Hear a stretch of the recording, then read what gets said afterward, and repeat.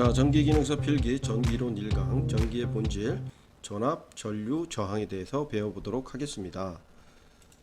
자, 오늘은 첫 시간이라서요. 전기이론에 대해서 간단하게 설명하겠습니다. 전기이론은 직류회로, 정전기, 자기, 교류회로의 네 파트로 이루어집니다. 오늘 배울 것은요. 전기회로고요. 각 항마다 한 3강씩 해서 한 12강 정도로 구성해 보도록 하겠습니다. 직류회로. 자, 직류는요. 시간에 따라 전압과 전류의 값이 일정한 회로를 우리가 직류회로라고 얘기합니다. 직류는 변동이 없습니다. 자, 우리 전기의 이제 본질 배우면요. 저도 처음에 대학교 가서 배웠을 때 처음에 배웠던 게 이 원자부터 배웠던 것 같습니다. 그래서 옆에 보면은 지금 원자핵이 있고요. 자, 일단은 원자핵이 중간에 있고요. 그 주변으로 전자들이 회전하고 있습니다. 자, 이렇게 보면 표시가 되어 있죠. 이렇게 도는 거를 우리가 공전, 그렇죠? 공전도 하고요. 그 다음에 자전도 합니다. 전자가 이 원자핵 주변을 돌고 있습니다. 자, 원자핵은 어떻게 구성이 되느냐? 중성자와 양성자로 구성이 됩니다. 자, 지금 얘 같은 경우는 이 그림 같은 경우는 전자가 3개죠. 전자가 3개니까 아마 리튬이 될 것 같습니다. 리튬, 그렇죠? 리튬이겠죠? 수해리 해서 리튬이 될 겁니다. 자, 그러면 중요한 거는 원자핵의 양성자의 개수도 그럼 얘는 3개입니다. 그러니까 전자가 3개면 양성자도 3개예요. 그래서 전기적 성질은 일반적으로 중성을 띠게 됩니다. 중성. 자, 그래서 이렇게 원자가 구성이 됩니다. 원자. 자, 원자는 뭐죠? 자, 물질을 구성하는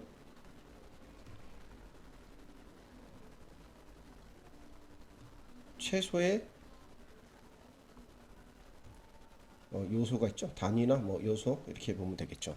자, 물질을 구성하는 최소의 요소를 원자라고 얘기하고요. 원자는 원자핵과 전자로 구성이 되고요. 원자핵은 중성자와 양성자로 구성이 됩니다. 그리고 전자의 개수와 양성자의 개수가 같아서 중성적인 성격을 띠게 됩니다. 자, 그러면 두 번째 보면 자유전자라는 게 나오는데요. 자, 이렇게 안정적인 상태에서 전자 3개가 원자핵 주변을 공전과 자전을 하면서 회전하고 있는데 어떤 외부에서 어떤 에너지가 들어왔다. 외부의 어떤 에너지에 의해서 전자가 탈출합니다. 이렇게 바깥으로. 전자가 나갔어요. 바깥으로 하나 나갔어요. 그럼 이 전자 뭐가 됩니까? 이제 자유수로 구속되어 있지 않죠? 원자에게 구속되어 있지 않으니까 얘를 이제 자유전자라고 얘기하겠죠. 자유전자. 자, 그래서 자유전자입니다. 원자의 구속에서 보여나 자유롭게 이동하는 전자가 된 거죠. 이 자유전자에 의해서 뭐가 발생하는 겁니까? 전기가 발생하는 거죠. 자, 우리 기원전 600년 전에 탈레스가 호박을 이렇게 갖다 놓고요. 모피에다가 이렇게 문질렀습니다. 막 문질러서 마찰 에너지를 통해서 하니까 어떻게 되냐면 모피에 있던 전자들이요 호박으로 이동을 해요. 이렇게 이동했어요. 이렇게 호박으로 이동했어요. 그러면 전하를 띠겠죠. 이 호박은 전하를 띠게 됩니다. 어떤 전하를 띠게 되냐? 전자들이 이동해서 왔으니까요.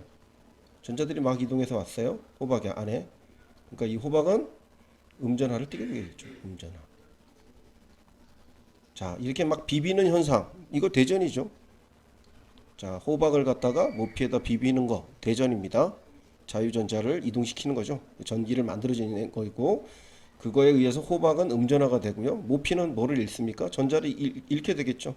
전자들이 나갔으니까요. 모피는 전자를 잃었어요. 그러면 전기적으로 어떻게 됩니까? 얘는 양전하가 되겠죠. 일시적으로 양전하가 되겠죠. 그래서 호박은 음전하가 되고요. 얘는 양전하, 전자를 뺏겨서 양전하가 됩니다. 그러니까 뭐가 되는 거죠? 양성자 수가 더 많은 거죠. 그렇죠? 양성자 수가 더 많게 되는 거죠. 증가되는 거죠. 그래서 양전하가 됩니다. 자, 이런 것들을 우리가 이제 전하가 되는 거고요. 뭐 플러스 전하도 있을 때고 양전하도 있고 음전하도 되겠죠. 자, 그래서 여기 이 자유전자 한 개에 전일 한번 전하량이 얼마 측정해 봤어요. 그랬더니 얼마냐? 1.602 곱하기 10의 마이너스 19승계가 된 겁니다. 자, 전자 한 개가 갖는 전하량은 1.602 곱하기 10의 마이너스 19승이 됐습니다. 자, 그래서 이걸 가지고 어떻게 해봤냐? 자, 전하량을 구해봤습니다. 자, 전하량이라는 거는 전자가 이동한 전체 양인데, 1쿨롱이 도대체, 1쿨롱은 그러면, 1쿨롱은, 전자 몇 개로 구성이 되느냐를 계산해 봤습니다. 자, 그러면은, 한 개가 1.602잖아요. 곱하기 10의 마이너스 19승이에. 여기다 몇 개를 곱하면 1쿨롱이 될까? 계산해 봤습니다. 그랬더니, x는 어떻게 됩니까? 1.602 곱하기 10의 마이너스 19승분의 1이 돼서 6.24 곱하기 10의 18승이 됐죠. 자, 뭐 다른 거로 부르면요. 624경계라고 하면 됩니다. 624경계. 자, 경이 뭐냐면요. 10의 6승입니다. 10의 16승. 이게 경입니다. 경. 이렇게 해서 624경계라고도 부릅니다. 자, 전기의 본질에 대해서 배워왔습니다. 자, 중요한 거는 원자는 원자핵과 전자로 구성이 되고 원자핵은 다시 중성자와 양성자로 구성이 된다는 거 꼭 아셔야 되겠습니다. 그 다음 전자 한 개의 전하량은 1.602 곱하기 10의 마이너스 19승이라는 것과 그 다음에 1쿨롱은 몇 개의 전하로 구성이 되느냐 624경계로 구성된다는 것을 알아두시면 되겠습니다. 첫 번째 이제 전압, 전류, 저항에 대해서 배워보도록 하겠습니다. 자, 전류는요 단위 시간 동안 이동한 전기량이라고 되어 있습니다. 전기량. 자, 근데 단위 시간입니다. 단위 시간이면 나눠줘야 되겠죠. 전체 초를. 자, 예를 들어서 우리가 전하량은 전체가 이동한 거잖아요. 전체가 이동한 전하량이 Q다. 자, 그럼 만약에 10쿨롱이 이동했다. 자, 이동한 전하량이 10쿨롱이다.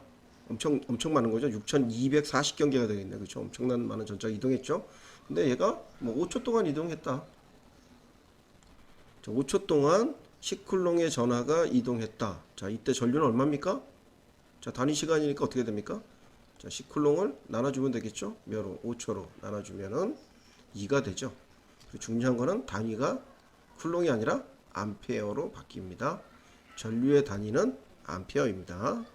그래서 이렇게 나누시면 됩니다. 전기량인데 단위 시간 동안 이동한 전기량이다 라고 알아두시면 되겠습니다.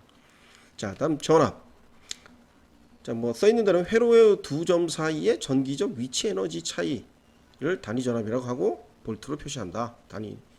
단위죠. 전압 아니고 단위는 볼트로 표시한다. 이렇게 되겠죠. 자, 우리 그림 한번 볼까요? 자, 여기 수조가 있습니다. 수조가 있고요. 두 지점이라고 했어요. A 지점하고 B 지점이 이렇게 있습니다. 자, 두 지점이 이렇게 있습니다. A 지점하고 B 지점. 자, 이 사이의 위치는 H입니다. 그 위치 에너지는 이 H만큼 갖게 되겠죠. 자, 그럼 두 지점 사이의 전기적 위치 에너지 차이 H 이거를 뭐 V로 표시하면 되겠습니다. 위치 에너지입니다. 위치 에너지. 여기 지금 수조라고 되어 있고요. 이게 뭐 전하가 되겠죠. 여기 전하들이 여기 담겨 있겠죠. 전하가 여기 담겨 있습니다. 물통 안에. 이랬을 때 얘가 가지고 있는 전기적 위치 에너지를 우리가 전압 V로 표시합니다. 전압 V를 갖고 있는 거겠죠. 만약에 지점이 더 멀다. C 지점이 된다. 자, 그러면 C점에서 B점까지의 전기적 에너지는 V는 더 커지게 되겠죠. 그래서 전압은 두 점 사이입니다. 두 점. 포텐셜 얘가 아주 내재적으로 갖고 있는 게 아니라 두 점의 사이의 차이를 우리가 전압이라고 얘기합니다. 자, 그럼 저항은 뭘까요? 자, 단위는 오음입니다. 오음으로 되어 있고요. 전류의 흐름을 방해하는 요소입니다. 여기 보면 밸브 보이시죠? 여기 밸브. 자, 밸브를 꽉 잠그면 어떻게 될까요? 전류가 아예 안 통하겠죠. 그러니까 밸브를 조금씩 풀면 어떻게 될까요? 전류가 이렇게 흐르겠죠. 이때 흐르는 게 전류 I가 되겠죠. 그렇죠? 그리고 이 밸브가 뭐가 될까요? 저항이 되겠죠. 이 물통의 높이가 가지고 있는 에너지가 전압이 됩니다. 이렇게 표시하면 되겠고요. 또 이제 저항은 어떻게 하냐면 로우 곱하기 A 면적입니다. 면적분의 길이가 됩니다. 자, 우리가 이제 설명할 때 자, 이게 물통이라고 이렇게 보시면 될 것 같습니다. 자, 이 밸브를 잠그는데 이 면적이 길면 자, 똑같이 잠그는데 이걸 뭐 저항체라고 합시다. 이렇게 뭐 스펀지라고 할까요? 스펀지. 자, 스펀지도 물은 통하죠. 자, 물은 통하는데 어쨌든 간에 이걸 놓으면 어떻게 됩니까? 물의 흐름을 방해하겠죠. 스펀지로는 물이 통하지만 잘 안 통하죠. 스펀지를 길게 놓으면 어떻게 될까요? 점점 길게 놓으면 물이 잘 안 통하겠죠. 그래서 저항이 커집니다. 그래서 R은 로우엔 고유 저항이고요. 길이하고는 비례합니다. 자, 그럼 반대로 면적을 한번 보겠습니다. 이렇게 통이 있고요. 저항체인데 면적을 좀 넓혀놨어요. 이렇게 스펀지를 넓게 해놨어요. 자, 이렇게 넓게 하면요, 이 면적이 되겠죠. 넓게 하면 넓게 할수록 어떻게 될까요? 물이 잘 통하겠죠. 이렇게. 그래서 면적에는 반비례합니다. 그래서 저항은요, 로우고요, 고유 저항이고요. 자, 면적에는 반비례하고요, 길이에는 비례합니다. 자, 이렇게 구성이 됐습니다. 자, 그럼 컨덕턴스 보시겠습니다. 자, 컨덕턴스는요, 저항의 반대예요. 저항은 전류의 흐름을 방해하는 거고요. 컨덕턴스는 전류가 통하기 쉬운 정도입니다. 그럼 저항은 뭐예요? 전류가 통하기 크면 클수록 잘 안 통하는 거고, 컨덕턴스는 클수록 전기가 잘 통하는 겁니다. 그래서 단위는 어떻게 되냐면요, 단위는요, 일단은 이걸 시그마라고 있습니다. 시그마입니다. 얘는 아까 로우라고 했죠. 로우라고 하고요. 시그마. 그리고 이걸 읽을 때는 저항을 거꾸로 했잖아요. 이렇게. 얘는 이거 오음이고요. 얘는 거꾸로 해서 모라고 있습니다. 자, 저항을 거꾸로 하면 되겠죠. 모라고 읽으면 되겠습니다. 전도율 시그마는 단위가 모입니다. 그래서 저항하고 반비례합니다. 고유 저항하고 반비례합니다. 자, 그 다음에 온도 상승에 따른 저항의 변화를 한번 보시겠습니다. 자, 이렇게 그래프를 한번 그려보겠습니다. 자, T 온도고요. 자, 온도가 증가하면요, 저항 R이 어떻게 되느냐면 일반적으로 정의 온도 계수를 갖습니다. 이렇게. 자, 온도가 증가하면 저항도 같이 증가합니다. 그런데 여기 밑에 보면 탄소 전해액 반도체, 특히 반도체 보셔야 됩니다. 반도체가 시험 문제 많이 나오니까요. 자, 반도체는 부저항 계수를 가진다는 겁니다. 그러니까 온도가 증가하면요, 저항 온도 계수가 어떻게 되냐면 반대로 됩니다. 이렇게. 자, 이건 도체고요. 얘는 반도체입니다. 반도체는 반대로 저항이 낮아집니다. 그래서 그거를 부성 저항 특성 또는 부의 온도 계수를 갖는다라고 표시해주면 되겠습니다. 자, 이제 마지막으로 이제 전력과 전력량에 대해서 해보겠습니다. 전력, 자, P죠. 전력 P. 지금 힘력자 들어갔지 않습니까? 자, 보시면요. 자, 다시 한번 그림으로 보겠습니다. 자, 전력은요, 일단 써있는 건 P는 V 곱하기 I입니다. 전류하고도 비례하고요, 전압하고도 비례합니다. 자, 관을 그대로 놓고요, 수조의 높이를 높이면 어떻게 될까요? 자, 수조의 높이가 V였는데 V의 값을 상승시킵니다. 자, V의 값을 점점 높이게 되면, 자, 관의 두께가 똑같을 때 이 물의 흐름은 어떻게 될까요? 점점 빨라지겠죠. 왜? 에너지가 많으니까요. 위치 에너지가 커지니까 물의 속도가 점점 빠릅니다. 이렇게. 자, 우리 그 수조 아파트 같은 경우도 보면은 아래층이 수압이 제일 세잖아요. 왜 그러냐? 높이 에너지가 계속 많으니까 빨리 흐르는 겁니다. 자, 만약 15층이라고 하고 맨 밑에를 1층이라고 했을 때 1층이나 15층이나 관의 두께는 똑같습니다. 하지만 뭐가 틀리냐? 높이가 틀려요. 이 높이가 뭐라 그랬습니까? V라 그랬잖아요. V가 커지면 전류가 빨라진다. 빠르게 흐르겠죠. 그래서 뭐가? 힘, 전력이 증가하게 됩니다. 자, 그리고요. 자, 다시 해보면요. 이제 전류 한번 보겠습니다. 자, 지금 관이 이렇게 작았습니다. 자, 관을 넓히면 어떻게 될까요? 관을 넓히면 뭐 일단 저항도 줄어드니까 어떻게 됐습니까? 물이 막 흐르겠죠. 굉장히 빠르게 많이 흐를 겁니다. 그러니까 I는 양과 관계되고요, V는 속도랑 관계된다 생각하면 됩니다. 속도가 증가할 거고요, 전류는 양이 증가하는 거죠. 즉 저항을 적게 하면 I는 뭐 R분의 V니까요.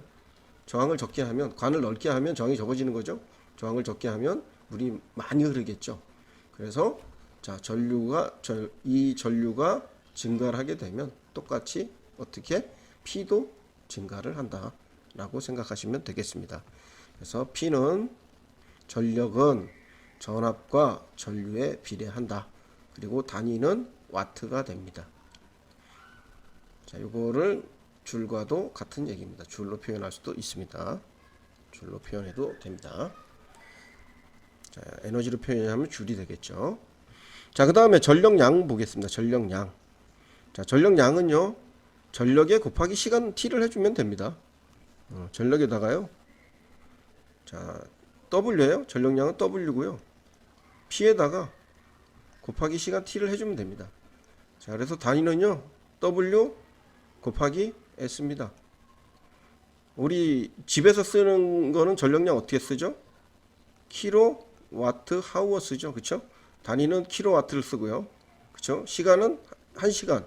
시간 단위로 씁니다. 그래서 시간당 얼마만큼의 전력을 소모하느냐. 이렇게 저희가 표시하고 있습니다. 집에서는 이렇게 사용하고요. 자, 중요한 거는, 자, 일단 P 곱하기 T가 됐고요. P는 아까 보면 W는 P 곱하기 T였습니다. P는 뭡니까? VI죠. 전압 곱하기 전류 곱하기 T가 되죠. 그럼 TI는 다시 뭐가 됩니까? 여기 보면. 여기 있죠? 자, Q는 I 곱하기 T가 되죠. 전하량은 전류죠. 전류는 단위 시간이니까 거기다 시간을 곱해주면 전하량이 됩니다. 그래서 얘가 Q로 바뀌게 되겠죠. 그래서 W는 VQ가 됩니다. 그래서 여기 W는 VQ다. 이거는 잘 알아두셔야 되겠습니다. 자, 오늘은 전압과 전류 저항에 대해서 알아보았습니다. 전압은요, 수조의 높이가 되겠고요. 전류는요, 이 수조에서 흐르는 물의 흐름을 전류라고 보시면 되겠고요. 저항은 이 밸브가 되겠습니다. 그래서 물의 흐름을 방해하는 것이 저항이 되겠고요.